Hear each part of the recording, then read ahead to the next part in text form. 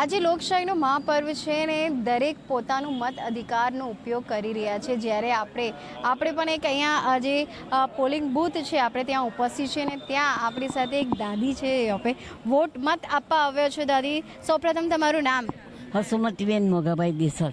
કેટલા વર્ષના થઈ ગયા છે? 91 પૂરા. 91 પૂરા થયા છે ને આજે મતનો અધિકાર પોતાનો ઉપયોગ કરવા આવ્યા છો, શું કહેશો? હું એમ કહીશ કે જે આ મતદાન છે એના જેવું કોઈ દાન બીજું નથી.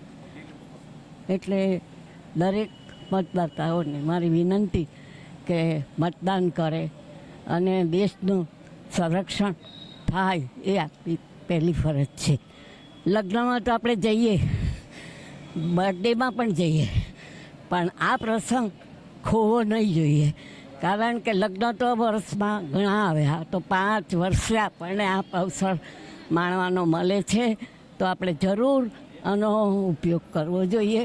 જે પરિસ્થિતિ હોય તે પરિસ્થિતિમાં આવીને દરેક નાગરિકે મતદાન કરવું જોઈએ.